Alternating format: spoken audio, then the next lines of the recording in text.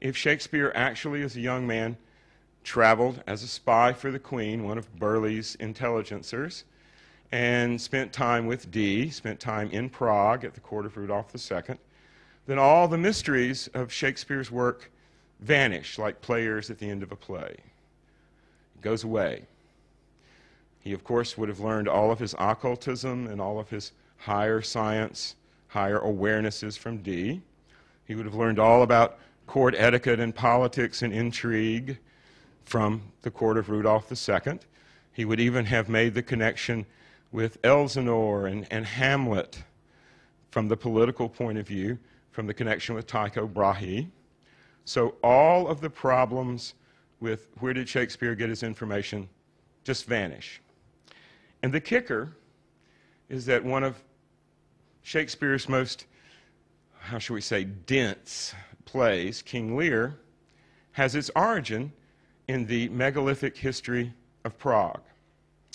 The tradition is that the Celtic king of Prague, one King Croc, had 3 daughters who were all witches.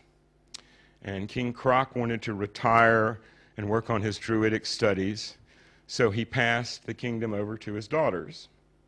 And the eldest 2 daughters made bad marriages and had quite a bit of problems. You can just read it in King Lear. And the third one, who became Cordelia, was a princess named Libussa. And Libussa had an experience at the ancient megalithic site in Prague in which she saw a vision of a great golden city arising within the 7 hills of Prague. And Libussa is considered to be the founder of Prague because of her vision of the golden city. If you overlay King Lear and you overlay the legends of King Croc and his daughters, the parallels are immediate, obvious, and stunning. So not only do we have a Francis Garland that we can't contradict by saying, oh, he wasn't Shakespeare because Shakespeare was here, and we say Garland's here. There is no contradiction there. Shakespeare and Garland always are in different places. If we have dates for Shakespeare, we have corresponding dates for Garland that do not overlap. We know, for instance, that Shakespeare registered his first work in 1593. 2 weeks before, he registered Venus and Adonis, which is a masterful tantric alchemical poem. He was visiting, Francis Garland was visiting John Dee at Mortlake. And this happened several times in the early 1590s. It's as if Garland was taking his works to Dee to get approval before he had them published under his real name. We actually have a poem written by Edward Kelly, and you'll notice that it's dedicated to his good friend G.S. Now, on Shakespeare's birth record in Avon, he's not William Shakespeare, he's Guillaume Shakespeare. So anywhere on the continent, anywhere outside of England, William was Guillaume. And we even have some contemporary references to Shakespeare as G.S. or Guillaume Shakespeare from 1600, 1601, from an Italian fellow who actually saw some of the plays. So if you were going to refer to good old Will outside of England, he would have been Guillaume or G.S. Now, if you study this poem is a how-to document on how to do alchemical theater, just what Shakespeare produced subsequent to this instruction by Kelly. So we have this sort of level of documentation that Guillaume Shakespeare was the especial good friend of Edward Kelly. Now, Kelly and Dyer and Shakespeare traveled to check on Dee and Kelly, and the very first thing Kelly did as soon as they arrived, knowing they were spies and knowing who they were spying for, is that Kelly took them down to the basement of the castle and produced a real, authentic alchemical transmutation right in front of them. December 19th, 1586. And Kelly, being the clever person that he was, he gave the crucible to Dyer to take back to Burleigh.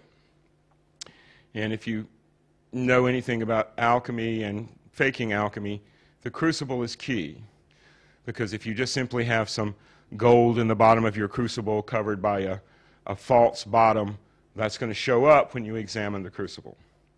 So the crucible proved that Kelly had really performed a transmutation. Dyer took this back to England. Burleigh and the Queen were so excited that they immediately sent Dyer back to become Kelly's student and or to spy on him and see if he could steal the secret. So all these links bring us around to the situation right about the same time as the Spanish Armada, in which there's a group of people in Prague around Dee and Kelly, and they're all spying for the Queen, they're all spying for Philip II, they're all spying for Rudolph, they're all spying for the Catholic Church. In those days, it wasn't enough to be a spy for one power. To really make it work, you had to be a spy for everybody. And so you have this teeming circle of espionage swirling around the fact that the Protestant world was about to end. And if you know your history, the Spanish Armada was a close-run thing, and it was only broken up by a somewhat magical storm that didn't allow the Armada to land and pick up soldiers in Holland, and completely destroyed it as they crossed around Scotland and left all these Spanish sailors adrift on the beaches of Scotland and Ireland and so forth. So if you think about what the spies in Prague were doing, they were trying to counterbalance this rising force of really quite nasty Catholicism from Philip II. The Inquisition, Philip II, in addition to loving to grab paintings and store them away in his private quarters, was quite a fan of the auto da fe, the mass burning of heretics and so forth.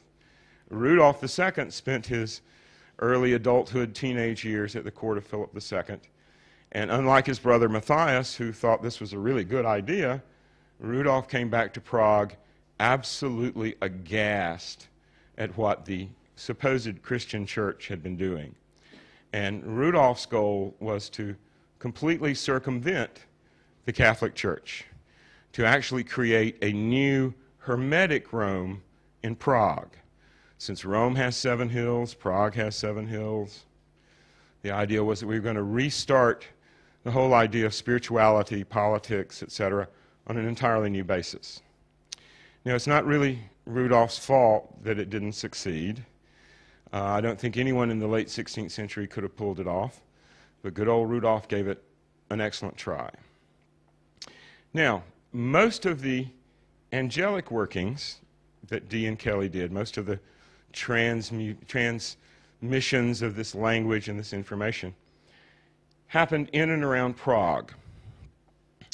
And as I said, the Enochian language is a completely new language, but it's a real language. It has its own internal structure, grammar, syntax, and it's translatable, and it's actually a language that you can take a step forward and create new invocations. You can actually write things in Enochian. So it's a real language. Several things happened in Dee and Kelly's experience. Kelly, being a hothead, one of Rudolph II's couriers mentioned the fact that he had the top of his ears cut off for forgery, and that he had a very bad reputation. And again, Kelly, being very hot-headed, he challenged the man to a duel and killed him against the direct prohibition of Rudolph II, who had forbade dueling. So this sort of broke the bubble of good feeling, so to speak. And Dee went back to England, and eventually the emperor forgave Kelly, gave him his own house right below the castle in Prague, and set up his alchemical laboratory. Kelly produced many more transmutations in front of almost anybody who wanted to come watch. But unfortunately, Kelly wouldn't tell Rudolph the secret. Kelly, again, being a rather disputatious and ornery fellow, believed that no one human being, particularly the ruler of a large empire, should have that much power. So Rudolph got very upset, and he put Kelly